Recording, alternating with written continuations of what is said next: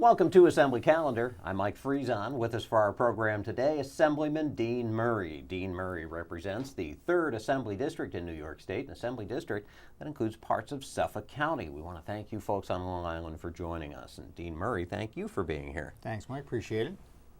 The budget's done. How did that happen? Who did that? And it's not only what's being described as historic in that it spends less than the prior year's budget. It was on time.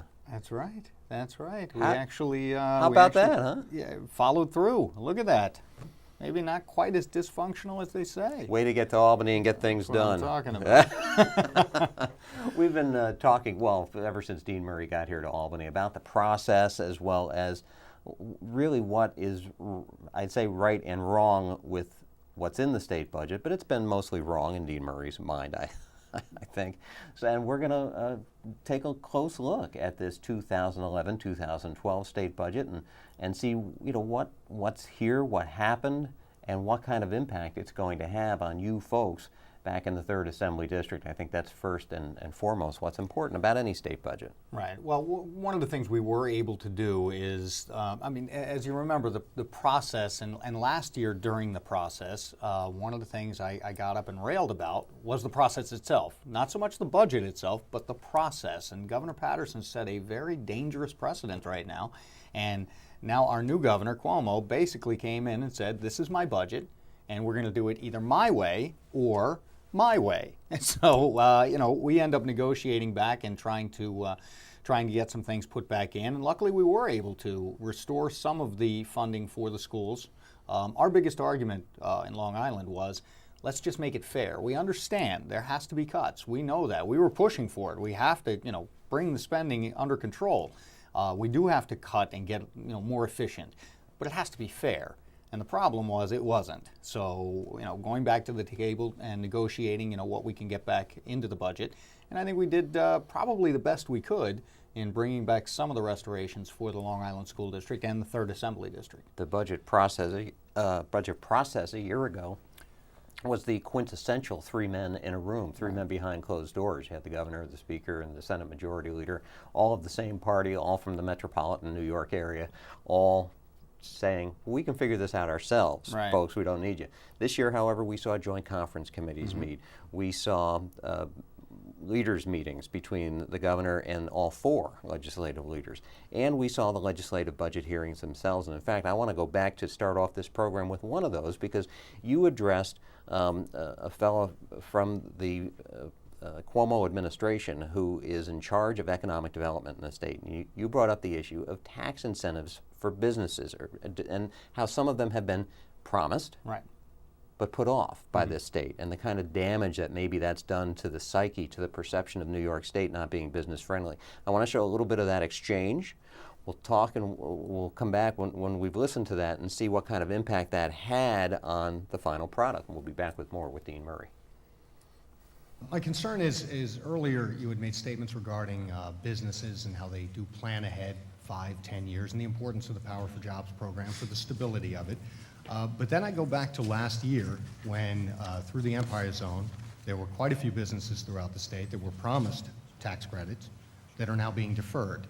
And if my numbers are correct, we're talking about $100 million in deferred tax credits in 2010-11. That number jumping up to $970 million in deferred tax credits, and then $870 million projected for the next year, again in deferred credits. Now these were tax credits that were promised by the state to these businesses that are now being pushed back. My concern is more so, I guess, the perception when we're trying to attract businesses to our state or keep businesses here. Is there that perception here? Now have we kind of put a negative perception in that you can't really trust our word? And that's a big concern of mine when we're talking about, the $200 million here, which includes $70 million in Excelsior tax credits. So again, we're saying we have $70 million in tax credits that we want to give you, but yet we've been deferring tax credits to companies that were already promised those. Where's our credibility lie? First of all, the Excelsior tax credits are not deferred. Right. Okay, so, and were never intended to be deferred. Second of all, a year ago at this time, I would have had that very, very same concern. I have a year's experience almost a year post that actually happening. And it hasn't been as bad as I would have thought it might have been. So with the experience of time, it hasn't been as concerning or an outrage by the business community or working with site selectors outside the state. This, however, is a new administration. And this administration comes with its commitments. And this new administration, to my knowledge, hasn't breached any commitment as of yet, nor do I expect them to moving forward. And I think that what we're seeing here is commitments to economic development, a bottoms-up approach, a participatory role, an engaging of communities. You know, it's a lot different. It feels different, and it's brought a vitality across the state of hope and wanting to participate to take the corrective actions that are needed. It's kind of like what you said about the governor using his position in terms of doing the right budget process. Sounds like exactly what Dennis Mullen was saying there about the governor wanting to do the right thing by the state's business community. Right, and that's what we did this year. What happened last year with these deferred tax credits and just with the entire budget process, we continued that cycle of coming down hard on businesses, whether it be taxes, fees, mandates, regulations, everything. We solidified last year our role as the worst business climate in the country. This year, there was a concerted effort, both sides of the aisle, and with the governor leading the way, a concerted effort to turn that around and to turn that perception around. And I think we have started, you know, this is the first step in doing that. So we shall see, but so far so good. Well, like they say with the budget itself, it's they use, a lot of times you'll hear the analogy of the steamship. You can't stop them on a dime, and you can't turn them, can't make real sharp turns with them into the other direction.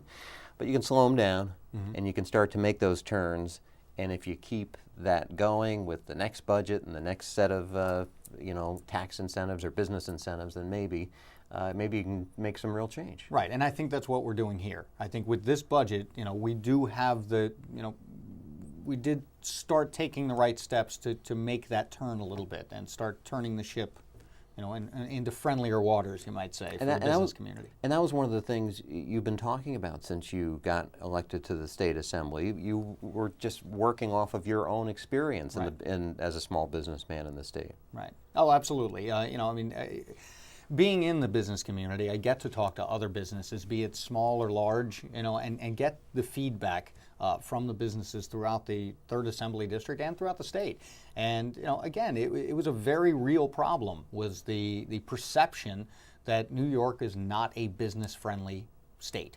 And what we've tried to do, and I think we're taking the right steps here with this budget, is we're starting to make it a little more business-friendly and give that perception that, yeah, we will work with you. And if last year you say that the legislature and the executive together continued that non-business friendly environment, what's different in this budget that just passed here that says maybe to the business community change is coming? First and foremost, there were no new tax increases, period, across the board, which was great. But also, we actually stepped up some of the tax credits for businesses, and there are benchmarks set under the Excelsior program. Now, I said last year I was disappointed when we got rid of the Empire Zone and replaced it with the Excelsior program because I believed it was very much watered down, and it was. And as you saw in the clip we saw earlier, we did sweep away some of the tax credits that were promised to business. They were deferred back a little ways. This year, again, the concerted effort was made to say, no, we're gonna do this Excelsior plan. We're gonna actually ramp it up a little bit and start giving more tax credits to businesses that do follow the rules and what we need to get the state back on track. So it's a good first step. It's a good first step. We saw a lot of headlines this year, of course, as it pertains to this just enacted state budget about layoffs and how the cutbacks were going to be impacting New Yorkers all across the state, all across different communities. You stood up and talked on the assembly floor as the budget was passing about other ways that the state could make ends meet that didn't have to all be about cutbacks, and yet still be able to stay away from those new taxes that you don't want to hear and that the businesses don't want to hear about. Let's hear a little bit from Dean Murray as he spoke as the budget bills began passing here in the State Assembly, and we'll be back to talk more on today's Assembly calendar. I echo the sentiments of some of my colleagues when I say I'm excited about the tax credits and the fact that it looks as though we are making strides and moving forward as far as making us a less business-unfriendly state. That's a good sign, but I also would say that I don't think we went quite far enough. I don't think we have taken the steps we could by thinking a little bit more outside the box. You know, government makes its money on taxes and fees. The residents of New York State have said we don't want any more taxes, and I'm pleased that there weren't, new taxes imposed here. But we can get creative in finding new revenue sources, and I'm a little disappointed in the fact that we did not include something like legalizing mixed martial arts in the state of New York, which estimates have been anywhere from $23 to $40 million in economic impact, and we're kind of turning a blind eye. I'm hoping that issue is not dead. I'm hoping we will continue to consider that, but I am saying I'm a little bit disappointed that we didn't get a little more creative and include this in there.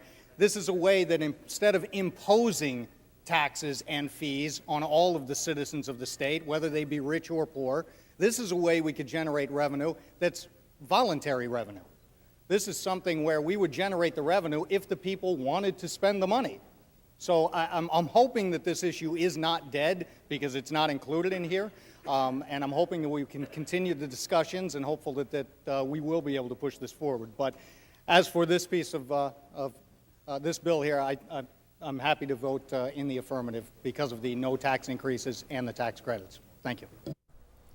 That mixed martial arts provision was not included No. in the state budget, but you continue to push for it.